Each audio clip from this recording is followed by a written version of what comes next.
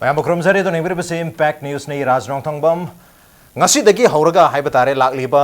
12 ꯁꯨꯕ Manipur legislative assembly election 2017ꯒꯤ ꯍꯧꯔꯛꯄ ꯆꯍꯤꯁꯤꯒꯤ ꯍꯧꯔꯛꯄꯗ ꯄꯥꯡꯊꯣꯛꯀꯅꯤ ꯍꯥꯏꯅ ꯈꯟꯅꯔꯤꯕ ꯏꯂꯦꯛꯁꯟ ꯑꯁꯤꯗ ꯑꯩꯈꯣꯏꯒꯤ ꯃꯤꯔꯦꯞ ꯑꯣꯏꯒꯗꯕ ꯃꯤꯔꯦꯞꯁꯤꯡ ꯍꯥꯏꯇꯥꯔꯦ ꯃꯌꯥꯝ ꯑꯃ ꯊꯣꯛꯂꯒ ꯂꯩꯔꯦ ꯍꯧꯖꯤꯛ ꯃꯤꯔꯦꯞ ꯑꯣꯏꯒꯅꯤ ꯍꯥꯏꯗꯅ ꯑꯗꯨꯕꯨ ꯇꯁꯦꯡꯅ ꯑꯁꯦꯡꯕ ꯀꯦꯟꯗꯤꯗꯦꯠ ꯀꯅꯥꯅ ꯑꯣꯏꯔꯛꯀꯗꯧꯔꯤꯕꯅꯣ ꯑꯗꯨꯒ ꯊꯣꯛꯂꯛꯂꯤꯕ ꯀꯦꯟꯗꯤꯗꯦꯠꯁꯤꯡ ꯑꯁꯤꯒꯤ ꯃꯈꯣꯏꯒꯤ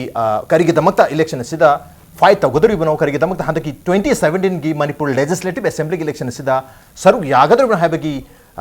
हाइरिबा मयाम से खनलुगिदमक कैंडिडेट तु तसेंगना हाइब तारे कैंडिडेट तु कनानो कैंडिडेट सिना करिगिदमक इलेक्शन असिदा फाइट तौनिंगबा पालिबनो हाइबसी खनलुगिदमक ngasi होदोकचबा ngasi अक्टोबर की तारीख 30 तगे होदोकचदरिबा इम्पैक्ट न्यूज के अनौब प्रोग्राम एस्पायरिंग कैंडिडेट नी एस्पायरिंग कैंडिडेट मयाम तार मोक्चरी अतु ngasi की एस्पायरिंग कैंडिडेट की अहानबे एपिसोड अहानबे एडिशन असिदा लेंगसिंद्रो लेबिरिबा इंटेंडिंग कैंडिडेट एस्पायरिंग कैंडिडेट असि नन अदर देन कोगी चही 13 आपस्पा के मायक्ता चरा हेनबगी खोंजंग चंगसिंद्रो लाखिबी कोगी इचे कोगी इरोम चनु शर्मिलानी अहामता दैचे शर्मिला बतराम मोक्चरी welcome to the show appreciate your joining thank you अदो इचे अहानबो क्वेश्चन से मयाम नसु यामना खंगनिंग बा इचे दगी खाइ तारे कोइसे इचेना चही 13 आपस्वागे मायक्ता खोंजंग चंगसेलम मतुंगदा इचेना बुदी हाइबी खबदी लेरे ममांगदा अदु बंगसी अमुका तंजा लौजरगा इलेक्शन की पॉइंट ऑफ व्यू दगी करिगिदमक्ता इचेना इलेक्शन दा हाइदी कोई मिखल दा सरुक यारगे हंदकी 13 सुबा मणिपुर लेजिस्लेटिव इलेक्शन सिदा कोई मिखल थेंगनगी हाबी कोगी डिसीजन से कमाइना लौरखिबनो करिगिदमक्ता लौरखिबना खितंग हाइबीचे ना आर्म फोर्सेस स्पेशल पावर से एक्सी लौथोकनबा हाइदना सही 13 खुसेबने हिंगना लाए चिन इसिंग बाव तेंगदना सिगी फिभमजिदा मियाम ग सबननबगी लंबी सु अमत लैतरे सरकारनसु ताबीदरे अदु ओइतारदी कमाइना मसी मियामगी ओइबा कलेक्टिव ओइबा वॉइस ओइहनजिगे ताबीनबा हाइबवा दुदा लंबी अमा थीदबा यादरे हाइना खल्लकांदा थोरे इने अदुगा मुक्सु अखोगी सिविल सोसाइटी ग्रुप कगा लैरिबा सिना अखोगी सुप्रीम कोर्ट का फेक इनकाउंटर केस कीगा मखोइना केस तौदना सुप्रीम कोर्ट ना मसी ह्यूमन राइट इशू ओइना लौरगा अदुगी फेक फाइंडिंग कमिटी सेमदना तौरइबा अदु तसेंगनमकीदी मसी पॉलिटिकल इशू ओइबदिना पॉलिटिकल विल जंगी हाइदना सुप्रीम कोर्ट फाउदर यौरक्तना तौग्रिबदमक तसेंगना अइना चरा हेनबगी खोंजंग चंगझलखिबा सिगसु अदुम मरी समने मियामना नाकलमदगी इंजन बिरइबा सिगी कलेक्टिव इफोर्ट अदुगी महैनी हाइना अइना मयामदसु अदुम थागनिंगबा पेनबसु फाउजै अदो असिमक्ति जिबल रेडी कमिटी की मागी रिजल्ट टू मियाम दा लाउथोकपा हाइबा दु थबा ओइना पांगथोकपा हाइबदुदा आइना पॉलिटिक्स दा संगगा हाइदी मियाम की सपोर्ट सु यावना पॉलिटिकल विल ओइहलकनबा हाइबा अदुगा मसी इलेक्टोरल पॉलिटिक्स दा तसेंगना इनबा यागनी मियाम की मियाम समनब तसेंगना चंगी हैबसे यामना खोइरांग सुमाय सुम लैतारदी सरकारनसु कसुम ताबीद्रमने ओइररोय हैना खल्लेको अदुगिनी तसेंगना मसी कोई पॉलिटिकल सिस्टम जे थुआइरा प यामे मथौ ताइना इना खंजरिबसे ओके हजिक चनरिबा पॉलिटिकल सिस्टम से डिस्टर्ब तबो मथौ तारी मसी अनोबो मोंगदा हाइबदी पॉलिटिकल ओइबा इशू नी मसी तसेंगनमक्ति ह्यूमन राइट की इशू खक्त नत्ते पॉलिटिकल ओइबा मसी विल अमा चंगी हाइबदुनी तसेंगनमक्किदी अदुचे हजिक कोगी इलेक्टोरल प्रोसेस सिदा इलेक्शन सिदा सरू यागनी हाबिरमनेना इशू बुदी इसेगी याम चाउना लेरे इशू सी इसेगी आपस्वागे मायक्ता फाइट तौनुगी दमक्ता मसी पॉलिटिकली फाइट तौदबा यारक्तबनिना कोगी पॉलिटिक्स ता इलेक्शन दा मिखल दा सरू यारगे हाबि इसेगी स्टैंड ने अदुचे हजिक पॉलिटिक्स ता लाबनिना कोगी पॉलिटिकल पार्टी मसु मतौ तानी इसेगी दे पॉलिटिकल पार्टी से कनादा संगबि गेन खनबिरी नत्रगा इसेना हाना फोंदो किजु लेरे कोई इंडिपेंडेंट मेरे वन थोकनी हाबि वाफम लेरी हजिक पॉलिटिकल पार्टी की ओइबा हाइतारे इचे की ओइबा इसागी सेमजगदोरिबा पार्टी सिदा इचे इथंदा थोकपिदोरिबरा कना थोकतोरिगे करम सिचुएशन लेरे पॉलिटिकल पार्टी से फॉर्म तोरबरा करम गांदा मियामना इचे के पार्टी सी पार्टी ममिंग सी कौबी समाय समाय तौबने से खंग भरनी से सिगी वादी खोई हयेंग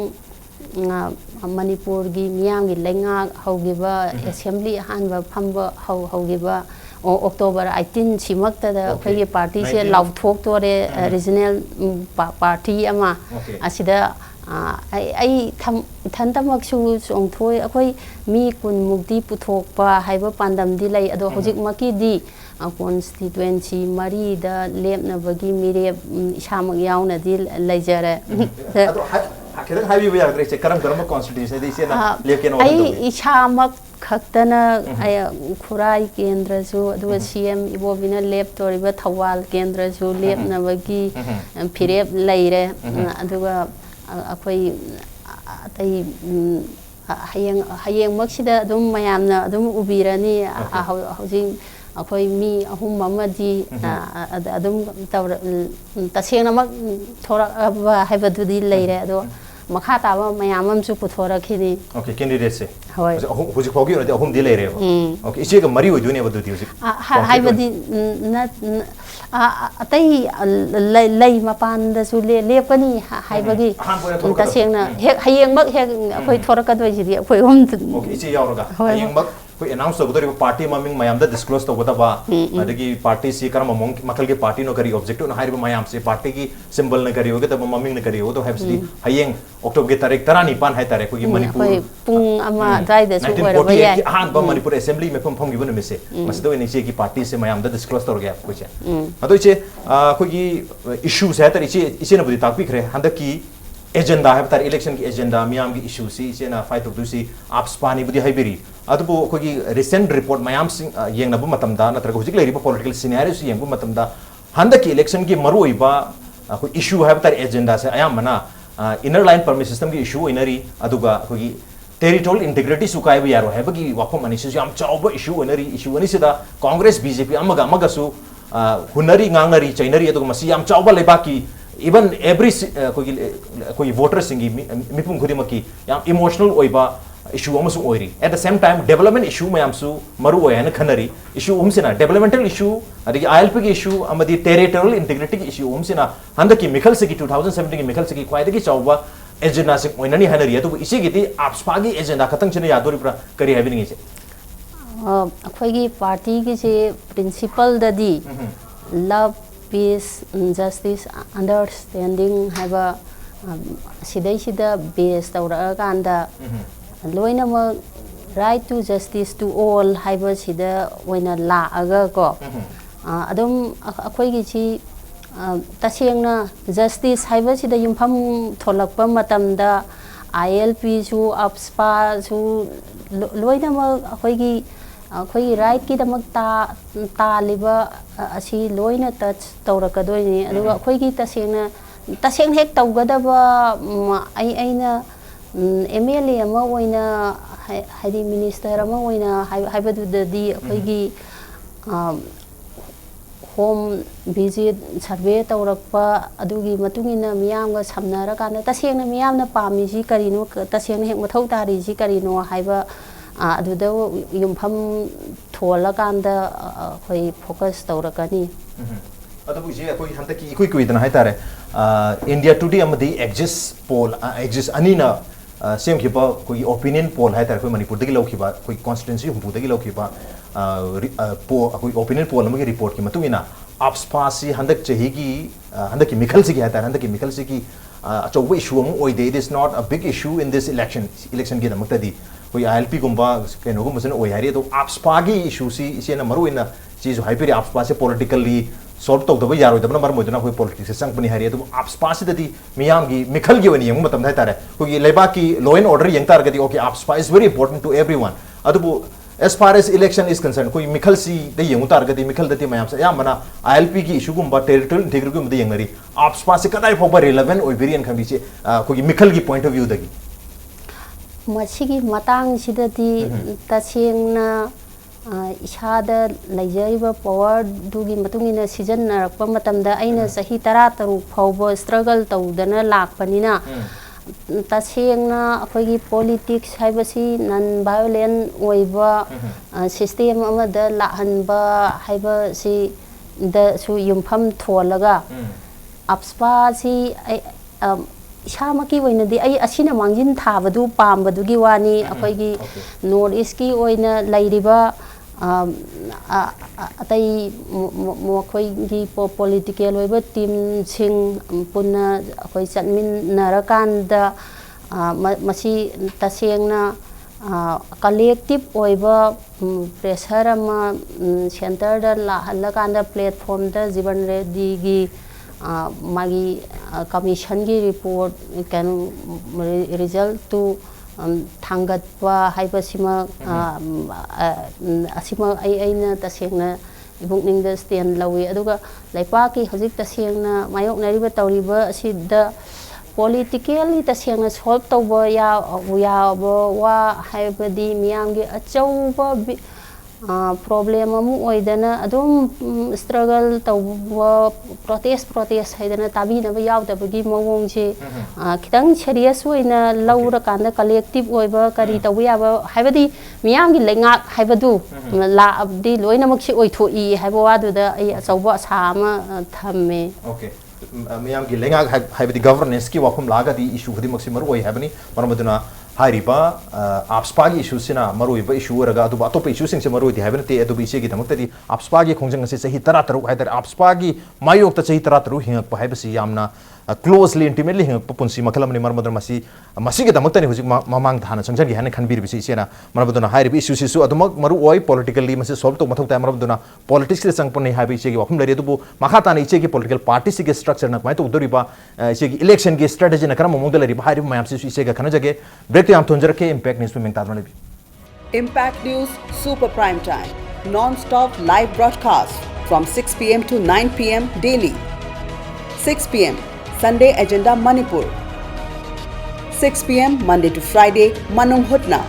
Weekend special on Saturday Manung Hutna. Watch all the top stories and latest news at 7 p.m. Primetime English News and 8 p.m. Primetime Manipuri News.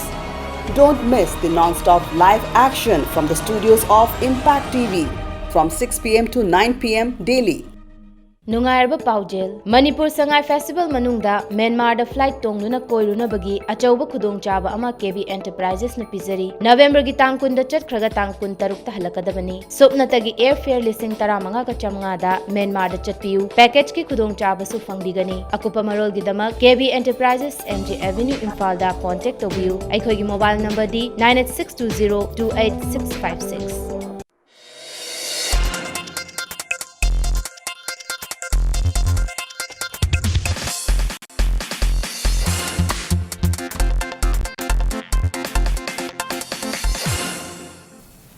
Welcome back अदो इंगबिर बसी एस्पायरिंग कैंडिडेट्स नि लाकदरिबा 2017 की अंगन बसरुक्ता पांथोकदरिबा मणिपुर लेजिस्लेटिव असेंबली की मिखलदा कोई मेरे ओइना चोंथोरकदबा मियोय मयामबु कौखचरगा मखोइना पामिबसे करिनो मखोइना मिखलसिदा तगोदरिबा थबकसन करिनो करिगदमत मिखलसिदा सरु यागदनो हाइबगी मतंगदा अखोइ पुथोकचबा ngasiदगी हौजबा दुमलबा प्रोग्राम नि एस्पायरिंग कैंडिडेट अदो ngasiगी अहानबा एस्पायरिंग कैंडिडेट की एडिशन से तलेंगसिन लेबिरिबसिना कोगी इचे इरोम चनु शर्मिलानी इचे दंगलाकजगी इचे मखाताना इचे की पार्टी सु हायेंग फॉर्म तौरगा मियामदा कोई पार्टी से हाइबिरनी हाइबी वफम लेरी अदो इचे की पार्टी से हाइतारे पार्टी कोई मिखल थेंग भाई मिखल ददी मी सु हाइतारे मेन पावर मैम सपोर्ट सिस्टम है मैम मथौ तानी एट द सेम टाइम कोई फाइनेंशियल है सेल थुंगी से मथौ तादोनी मैम से स्ट्रक्चर है सेल थुंगी बोरो नत्रगा मी पार्टी से लेगदब मी सिंग बोरो करम मोंग लेबरी स्ट्रक्चर है पार्टी से की स्ट्रक्चर खितंग हाबी याद रहिसे अखोइगी अइना संगझलुइबा सांगब खोंजंगसिना मरम ओइरगा मपुंग ओइना हौरइबा माहैरोय बिसिंगसिदसु अदुगा नहारोन सिंगसिदा अचौबा इथिल इनोट अमा पीबना मरम ओइरगा अइना चरा हेम थोकांदा सी पॉलिटिकल इशू ओइबनिना पॉलिटिकल फाइट अमा मथौ तारे हंचंगपसिदा चमिन सी अवोनबदु परकनाबगी हाइबा यामना अवोनबा अनौबा सिस्टम अमा लाहनिंगबदा खोइरांग नहा मयाम अमा थोरएको अदो मखातानसु मयाम अमा थोरकनी हाइबगी अइना याम चावबा आशा तौजै उजु उजै अइना JNU दिल्ली यूनिवर्सिटी दा प्रोग्राम अमा याव मतमदा ꯁꯥꯇ꯭ꯔ 3,000ꯃꯨꯛ ꯆꯣꯡꯊꯣꯔꯛꯑꯦ ꯑꯗꯨꯃꯥꯏꯅ ꯇꯧꯗꯅ ꯃꯅꯤꯄꯨꯔꯗ ꯑꯗꯨꯝꯕ ꯗꯕꯜ ꯇ꯭ꯔꯤꯄꯜ ꯂꯣꯝꯗ ꯊꯣꯔꯛꯀꯅꯤ ꯍꯥꯏꯕꯁꯤ ꯌꯥꯝꯅ ꯊꯥꯖꯕ ꯂꯩ ꯑꯗꯨ ꯐꯥꯏꯅꯥꯟꯁꯤꯌꯦꯜꯂꯤ ꯑꯣꯏꯕ ꯇꯥꯔꯕꯁꯨ ꯑꯆꯨꯝꯕ ꯍꯥꯏꯕꯗꯨꯒꯤꯗꯃꯛ ꯃꯤꯁꯤꯡ ꯇꯁꯦꯡꯅ ꯗꯤꯁꯑꯣꯔꯒꯅꯥꯏꯖ ꯑꯣꯏꯕꯒꯤ ꯋꯥꯅꯤ ꯃꯌꯥꯝ ꯑꯃ ꯍꯣꯡꯅꯤꯡꯕ ꯇꯧꯅꯤꯡꯕ ꯈꯨꯠ ꯇꯤꯡꯊꯣꯛꯅꯤꯡꯕ ꯃꯌꯥꯝ ꯑꯃ ꯂꯩ ꯍꯥꯏꯕ ꯑꯩꯅ ꯑꯗꯨꯝ ꯎꯖꯩ ꯑꯩꯈꯣꯏ ꯃꯌꯥꯝꯁꯤ ꯄꯤꯁ ꯂꯚ ꯍꯥꯏꯕ ꯑꯁꯤꯗ ꯑꯟꯗꯔꯁꯇꯦꯟꯗꯤꯡ ꯑꯁꯤꯗꯩꯁꯤꯗ ꯌꯨꯝꯐꯝ ꯑꯣꯏꯔꯀꯥꯟꯗ ꯑꯩꯈꯣꯏ ꯈꯨꯠ ꯁꯝꯅꯔ ꯆꯠꯇꯣꯏꯕ ꯑꯗꯨꯒ ꯑꯃꯨꯛꯁꯨ ꯑꯩꯅ ngasi tabiriba mayamsidasu loinamak akhoi khusamnaraga olasi hongasi akhoi leipang phomje loinamak non violent means ta yumpham oisi thangiba khongthang khudingmaksu chaminarasi thokpiro o haidana aina invite tawjari NYG ꯏꯆꯦꯒꯤ ꯑꯄꯤꯜꯅꯤ ꯃꯌꯥꯝ ꯂꯣꯏ ꯊꯣꯛꯄꯤꯔꯣ ꯑꯗꯨꯒ ꯅꯣꯟ ꯚꯥꯏꯂꯦꯟꯁꯀꯤ ꯃꯥꯏꯀꯩꯗ ꯆꯪꯃꯤꯟꯅꯔꯁꯤ ꯍꯥꯏꯕꯅꯤ ꯌꯥꯝ ꯐꯖꯕ ꯋꯥꯈꯜꯂꯣꯟꯅꯤ ꯏꯆꯦ ꯑꯗꯣ ꯏꯆꯦꯅ ꯑꯩꯈꯣꯏꯒꯤ ꯀꯩ ꯍꯥꯏꯇꯥꯔꯦ ꯄꯣꯂꯤꯇꯤꯛꯁꯇ ꯏꯂꯦꯛꯁꯟꯗ ꯃꯤꯈꯜ ꯊꯦꯡꯅꯒꯦꯅ ꯗꯤꯁꯤꯖꯟ ꯂꯧꯈꯤꯕꯒꯤ ꯃꯇꯥꯡꯁꯤꯗ ꯍꯥꯏꯇꯥꯔꯦ ꯏꯆꯦꯅ ꯍꯥꯏꯐꯦꯠ ꯐꯣꯡꯗꯣꯛꯈꯤꯕꯗ ꯑꯩꯈꯣꯏꯒꯤ ꯆꯤꯐ ꯃꯤꯅꯤꯁꯇꯔꯒꯨꯝꯕ ꯃꯅꯤꯄꯨꯔꯒꯤ ꯑꯣꯏꯇꯥꯔꯒꯗꯤ ꯑꯩꯈꯣꯏꯒꯤ ꯍꯥꯏꯔꯤꯕ ꯑꯥꯞꯁꯄꯥꯁꯤ ꯗ꯭ꯔꯦꯀꯣꯅꯤꯌꯟ ꯑꯦꯛꯠꯁꯤ ꯃꯅꯤꯄꯨꯔꯗꯒꯤ ꯂꯧꯊꯣꯛꯄ ꯉꯝꯒꯅꯤ ꯍꯥꯏꯕꯒꯤ ꯋꯥꯐꯝꯁꯨ ꯐꯣꯡꯗꯣꯛꯄꯤꯒ ꯂꯩꯔꯦ ꯑꯗꯨꯕꯨ ꯍꯧꯖꯤꯛ ꯑꯍꯥꯟꯕ ꯏꯂꯦꯛꯁꯟ ꯀꯟꯇꯦꯁ ꯇꯧꯒꯗꯕꯅꯤꯅ ꯍꯧꯖꯤꯛ ꯆꯪꯉꯛꯄ ꯃꯇꯝꯗ ꯑꯦꯁ ꯑꯦꯟ MLA ꯑꯣꯏꯅ ꯆꯪꯉꯛꯄ ꯌꯥꯔꯤ ꯑꯩꯈꯣꯏ ꯆꯤꯐ ꯃꯤꯅꯤꯁꯇꯔ ꯐꯥꯎꯕꯒꯤ kaya hata journey se masih kaya kama chief minister oidre khalse MLA dang oidre khalse madu oitargadi kadai phawbi se na apspasi push tawbung duri se masi tasengna makidi miyam gi lenga aidu lakadori bane tasengna aina mai pakba taraba aduga akhoi gi party na khusamnari ba candidate atai chongthorei ba singna mai palakpa haiba wa sida asi hojik tasengna state khaktanadi masi lathokpa yabdugi lambi du leitabadu da apspana effect tawriba atai state singi sarkar sing lairi makhoi ju samnana chapminara kan da center gi parliament ki platform da masi jiban ready committee gi report to table tawgani haiba masi thangatkani haiba si aigi chaba ꯑꯩꯈꯣꯏꯒꯤ Manipur legislative ꯑꯦꯁꯦꯝꯕ꯭ꯂꯤꯒꯤ ꯃꯤꯈꯜ ꯊꯦꯡꯅꯕꯒꯤ ꯃꯍꯨꯠꯇ ꯑꯩꯈꯣꯏ ꯂꯣꯛ ꯁꯚꯥꯒꯤ ꯃꯤꯈꯜꯒꯨꯝꯕ ꯊꯦꯡꯅꯔꯒ ꯑꯗꯨ parliament fight ꯇꯧꯕꯅ ꯐꯒꯅꯤꯅ ꯃꯌꯥꯝ ꯍꯥꯏꯅꯕꯁꯨ ꯂꯩ ꯑꯗꯨꯒꯤꯗꯤ ꯀꯔꯤ ꯍꯥꯏꯕꯤꯅꯤꯡꯉꯤ ꯌꯦꯡꯒꯗꯣꯔꯤꯕꯅꯤ ꯍꯟꯗꯛꯀꯤ ꯑꯍꯥꯟꯕ ꯁꯤꯁꯨ ꯍꯥꯏꯕꯗꯤ ꯄꯥꯔꯂꯤꯌꯥꯃꯦꯟꯇ ꯆꯪꯈꯤꯕ ꯃꯇꯝꯗ ꯄꯥꯔꯂꯤꯌꯥꯃꯦꯟ ꯃꯦꯝꯕꯔꯁ 200-300ꯃꯨꯛ ꯌꯥꯝꯈ꯭ꯔꯕꯗꯨꯗ ꯑꯩꯒꯤ ꯚꯣꯏꯁꯁꯤ ꯀꯌꯥꯃꯨꯛ ꯌꯥꯝꯅ ꯄꯥꯡꯒꯜ ꯂꯩꯒꯗꯣꯔꯤꯕꯅꯣ ꯍꯥꯏꯕ ꯋꯥꯁꯤ ꯂꯩꯕꯥꯛꯁꯤ ꯇꯁꯦꯡꯅ ꯍꯣꯟꯍꯟꯒꯦ ꯍꯥꯏꯇꯥꯔꯗꯤ ꯑꯩꯈꯣꯏꯒꯤ ꯁ꯭ꯇꯦꯠ ꯑꯦꯁꯦꯝꯕ꯭ꯂꯤ ꯑꯩꯈꯣꯏꯒꯤ ꯀꯩꯅꯣ ꯁꯤꯗꯒꯤ ꯖꯦꯅꯔꯦꯜ ꯏꯂꯦꯛꯁꯟ ꯁꯤꯗꯒꯤ ꯍꯧꯗꯣꯔꯤꯅꯤ ꯍꯥꯏꯕꯁꯤꯗ ꯑꯁꯤꯁꯨ ꯐꯥꯏꯠ ꯇꯧꯔꯒ ꯑꯗꯨꯗ ꯂꯧꯊꯣꯛꯇ꯭ꯔꯕꯗꯤ ꯄꯥꯔꯂꯤꯌꯥꯃꯦꯟꯁꯨ ꯃꯊꯪꯗꯁꯨ ꯐꯦꯁ ꯇꯧꯒꯦ ꯍꯥꯏꯅ ꯑꯩ ꯈꯜꯂꯤꯕꯅꯤ ꯁꯤꯅ ꯑꯍꯥꯟꯕ ꯈꯣꯡꯊꯥꯡꯅꯦꯕ ꯑꯍꯥꯟꯕ ꯈꯣꯡꯊꯥꯡꯗ ꯂꯣꯏꯅ ꯂꯣꯏꯕꯗꯤ ꯌꯥꯗꯕꯅꯤꯅ ꯃꯊꯪ ꯃꯊꯧ ꯇꯥꯕꯁꯤꯡꯗꯣ ꯇꯧꯗꯣꯏꯅꯦꯕ ꯑꯩꯈꯣꯏꯁꯦ ꯌꯥꯝ ꯅꯨꯡꯉꯥꯏꯖꯩ ꯏꯆꯦ ꯑꯗꯣ ꯉꯁꯥꯏ ꯑꯩꯈꯣꯏꯅ ꯄꯟꯖꯈꯤꯕ ꯑꯩꯈꯣꯏꯒꯤ ꯏꯟꯗꯤꯌꯥ ꯇꯨꯗꯦ ꯑꯃꯗꯤ ꯑꯦꯛꯁꯤꯁꯀꯤ ꯑꯣꯄꯤꯅꯤꯌꯟ ꯄꯣꯜꯒꯤ ꯔꯤꯄꯣꯔꯠ ꯑꯃꯗ ꯑꯩꯈꯣꯏꯒꯤ ꯏꯆꯦꯒꯤꯗ ꯑꯩ ꯍꯪꯖꯅꯤꯡꯉꯤꯁꯤ ꯏꯆꯦꯅ ꯉꯁꯥꯏ ꯅꯍꯥ ꯃꯌꯥꯝꯗꯤ ꯊꯣꯔꯦ ꯁꯞꯄꯣꯔꯠ ꯇꯧꯅꯤꯡꯕ ꯃꯤ ꯃꯌꯥꯝꯁꯨ ꯂꯩꯔꯦ ꯍꯥꯏꯕꯒꯤ ꯏꯆꯦꯅ ꯋꯥꯐꯝ ꯊꯝꯕꯤꯔꯦ ꯑꯗꯨꯕꯨ ꯏꯆꯦ ꯀꯌꯥꯝ ꯌꯥꯝꯅ ꯍꯣꯞꯐꯨꯜ ꯑꯣꯏꯕꯤꯕꯒꯤ ꯍꯟꯗꯛꯀꯤ ꯃꯤꯈꯜꯁꯤꯗ ꯑꯩꯈꯣꯏ ꯄꯥꯔꯇꯤꯁꯤꯒꯤ ꯏꯆꯦꯒꯤ ꯄꯥꯔꯇꯤꯁꯤꯒꯤ ꯏꯆꯦ ꯏꯁꯥꯃꯛꯀꯤ ꯃꯥꯏ ꯄꯥꯛꯄꯒꯤ ꯀꯩꯅꯣꯁꯦ ꯊꯥꯖꯕꯁꯦ ꯀꯌꯥꯝ ꯌꯥꯝꯅ ꯋꯥꯡꯕꯤꯕꯒꯦ ꯔꯤꯄꯣꯔꯠꯇꯨꯒꯤ ꯃꯇꯨꯡ ꯏꯟꯅꯗꯤ ꯑꯩꯈꯣꯏꯒꯤ ꯏꯆꯦꯁꯦ ꯑꯩꯈꯣꯏꯒꯤ ꯆꯥꯗ 9 ꯃꯨꯛꯇꯪ ꯚꯣꯠ ꯐꯪꯅꯤ ꯍꯥꯏꯕꯒꯤ ꯋꯥꯐꯝꯒꯁꯨ ꯐꯣꯡꯗꯣꯛꯄ ꯂꯩꯔꯤ ꯆꯥꯗ 59ꯗꯤ ꯊꯥꯗꯔꯔꯣꯏ ꯑꯗꯨꯒ 53ꯗꯤ ꯊꯥꯗꯒꯗ꯭ꯔꯥ ꯊꯥꯗꯔꯣꯏꯗ꯭ꯔꯥ ꯈꯪꯗ꯭ꯔꯤ ꯍꯥꯏꯕꯒꯤ ꯋꯥꯐꯝ ꯂꯩꯔꯤ 53ꯗꯣ ꯄꯨꯟꯁꯤꯜꯂꯛ ꯇꯥꯔꯒꯁꯨ ꯏꯆꯦꯒꯤ ꯚꯣꯠ ꯃꯁꯤꯡꯁꯦ ꯑꯗꯨꯝ ꯍꯥꯏꯗꯤ 50 ꯀ꯭ꯔꯣꯁ ꯇꯧꯕꯒꯤ ꯃꯑꯣꯡꯗ ꯑꯗꯨꯃꯥꯏꯅ ꯃꯃꯤ ꯇꯥꯕ ꯀꯔꯤ ꯍꯥꯏꯕꯅꯤ ꯏꯆꯦ ꯁꯥꯏ ꯑꯩꯗꯤ ꯃꯗꯨꯝꯕ ꯄ꯭ꯔꯤꯖꯨꯗꯤꯁꯇꯨꯗ ꯌꯨꯝꯐꯝ ꯊꯣꯟꯅꯤꯡꯗꯦ ꯇꯁꯦꯡꯅꯗꯤ ꯍꯧꯖꯤꯛ ꯃꯤ ꯄꯥꯔꯇꯤ ꯑꯇꯩꯗ ꯇꯤꯀꯦꯠ ꯐꯪꯗꯕꯁꯨ ꯑꯩꯈꯣꯏ ꯄꯥꯔꯇꯤꯗ ꯌꯥꯎꯒꯦ ꯍꯥꯏꯗꯅ ꯀꯩꯅꯣ ꯑꯦꯄ꯭ꯔꯣꯆ ꯇꯧꯔꯛꯄꯁꯨ ꯂꯩ ꯑꯗꯣ ꯑꯗꯨꯝ ꯎꯔꯤꯕ ꯍꯥꯏꯗꯤ ꯅꯍꯥꯁꯤꯡꯒꯤ ꯍꯩꯅꯤꯡꯕ ꯃꯄꯥꯟꯗꯒꯤ ꯀꯦꯝꯄꯦꯟ ꯃꯦꯅꯦꯖ ꯇꯧꯅꯤꯡꯉꯤ ꯈꯣꯠꯂꯤ ꯍꯥꯏꯗꯅ ꯑꯁꯨꯝꯕꯒꯤ ꯑꯗꯨꯝꯁꯨ ꯂꯩ ꯀꯣ ꯑꯩ ꯑꯗꯨꯝ ꯊꯥꯖꯩ ꯑꯣꯀꯦ ꯄꯣꯖꯤꯇꯤꯚ ꯌꯥꯝ ꯑꯣꯏꯖꯩꯕ ꯏꯆꯦꯒꯤ ꯀꯩꯅꯣ ꯏꯆꯦꯗ ꯑꯦꯄ꯭ꯔꯣꯆ ꯇꯧꯔꯛꯄ ꯃꯤꯁꯨ ꯃꯌꯥꯝ ꯂꯩꯕꯅꯤꯅ ꯌꯥꯝ ꯅꯨꯡꯉꯥꯏꯖꯩ ꯏꯆꯦ ꯑꯗꯣ ꯏꯆꯦ ꯏꯀꯨꯏ ꯀꯨꯏꯗꯅ ꯑꯩꯈꯣꯏꯒꯤ ꯗꯦꯜꯂꯤꯒꯤ ꯆꯤꯐ ꯃꯤꯅꯤꯁꯇꯔꯁꯨ ꯑꯣꯏꯕꯤꯔꯤꯕ आम आदमी पार्टी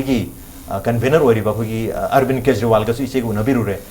अरविंद केजरीवाल है आम आदमी पार्टी ममांग अप्रोच तौर लेरे है क्या चुमनो लामनो है इचे खंगीरमनी अदो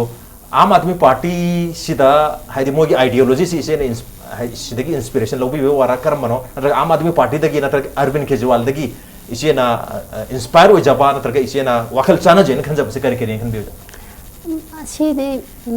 hadi anti corruption haiba sidi corruption lai haning ba kanam ta su yaude asi hongan ba pamba aduga mukhoina activist haidana law khongam kan da shamokna akoi power lo ahong ba ma porake haiba tar di man sang mai ga pak pa du da sum ta sengna madu power of the people du la ini haiba sida adum madugi akhoigi da su thohaning bagi apamba du lay tasengna aina Arvind Kejriwal in unarubagi maram di thoidong na party ama magi wa natana makhoina aina sara handling gi matamdagi hauna mokhoi party du da yauraga minister gi candidate oina thoknaba kaibagi offer tawrakhiba anirak shurabanina aina Delhi khongchatu mapa sai hana mokhoin jo invite tawrak oibagi friendly du unaruba haibadi adu isi khoi Aam Aadmi Party da karigumba hadi party ano basembagi hota Aam Aadmi Party da hadi Manipur unit ki oina fight torumbadi adugi wakhandi revi tawrete taseng namaki di khoi khonghalasi khongasi haibagi khongthang du da di mi gi agenda ama gi matau tam dabida lekwak si lehau si da yumkham thola kan da hi aha gi inod I ho awon wa pambagi khongthang haibadu da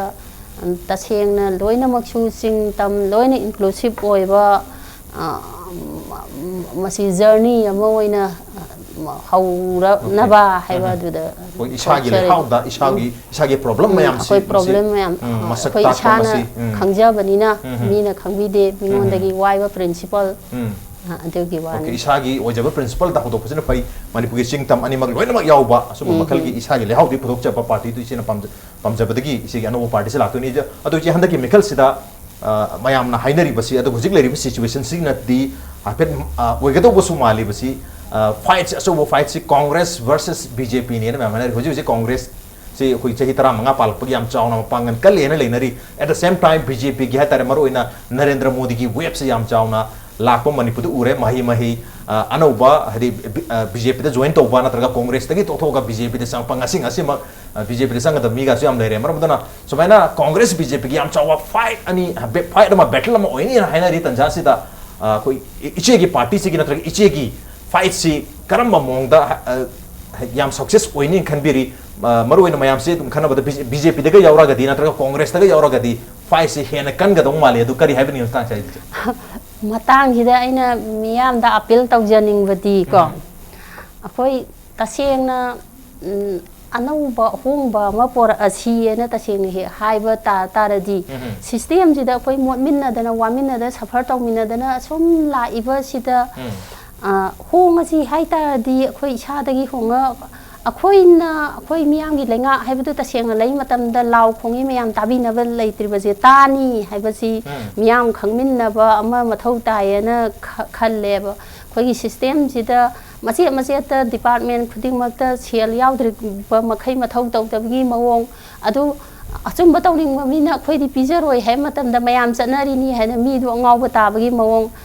aduga अखोई लाल होबगी issue तौरीबा लैरिबा सिदा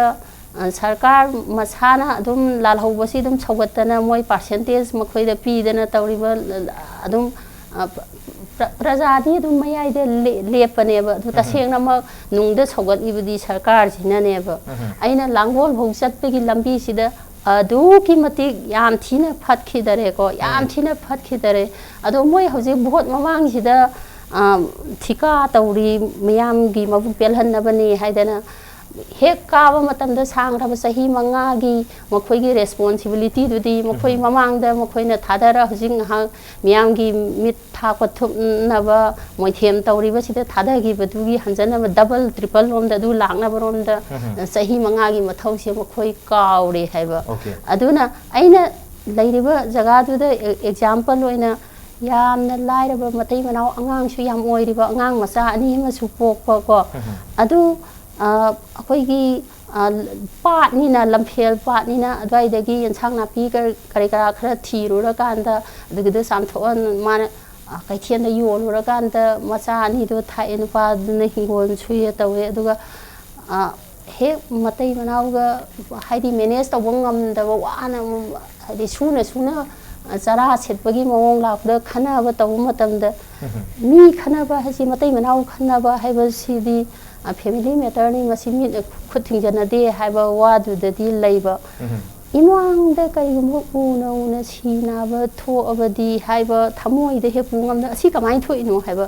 तसेंगना मियाम असि लैपाक्सिगी ख्वाइदे मरुदी अखोइ ebook थन जमाना थमिनबा हाइबसिदगी लोइनामा solution खुदिंगमक्सि लापा हौगदोरिने हाइबा असुंबा मवोंगसिदा मखोइना बहुत की मवांगसिदा लुपा लिसिंग अनि हम येनसला तौरगा अदुक लाइरग्रबा मीदुददि कयामुक याम ममन यामख्रे अदुना बहुत की पैसा येलकबा ngaire हाइबा मीसिंगसि ओके अदुना तसेंगना मियामना खांगमिनबा तसेंगना हेंग मथौ तायेना अइना फाउजरिबसि अखोइ अवोनबा मा पोरक्सि हाइबा तारबदि इसादगी हरप तारे दुगा अखोइ सिदैदा इंडस्ट्री फैक्ट्री अमतसु लैतना थबक फंगदबना सौ सारिबा लाख पीद्रदि अमतसु ओइद्रिबा अमोटपसिदा अदुम मियामसि अखोइ इसा खंगजदना सुम ताउमिनबा सिदै खोंग थांदो असि हाइबसिनि अइना मियामदा अमोटपदगी खोंग थांदोसि अनौबा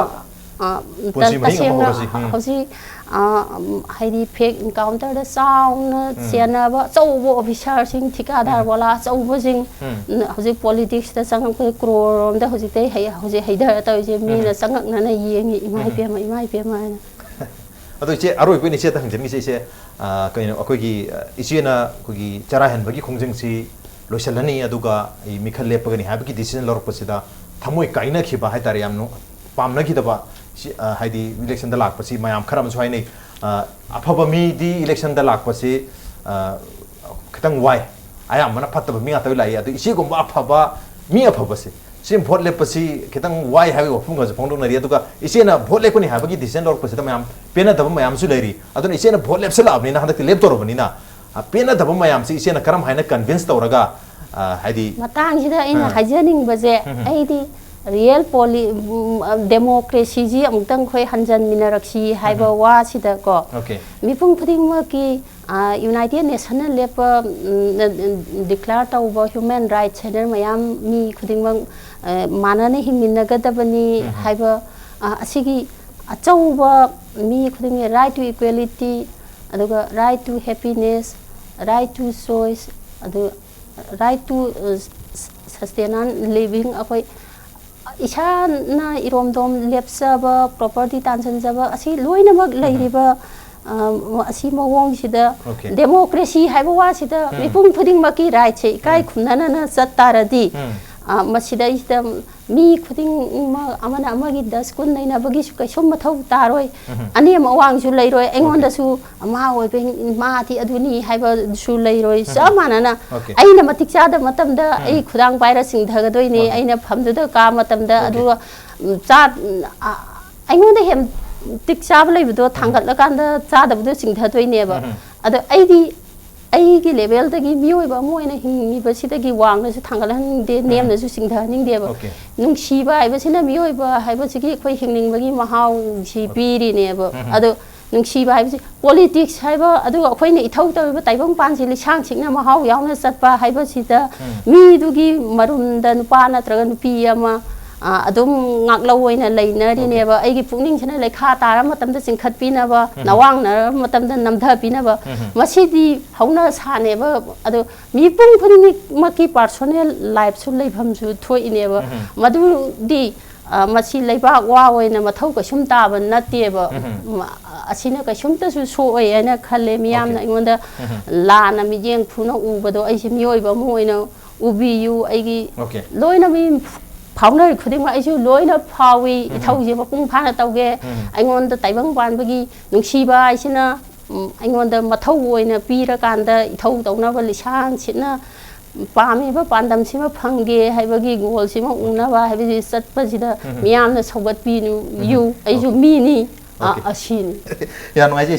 जे सु मिनी जे बु मिया मोइना ट्रीट तोबियु मयाम सपोर्ट तोबियु अदुगा डेमोक्रेसी गे असिंग महाव असिंग बा वहान थोक तो पोरक्सी अदुबु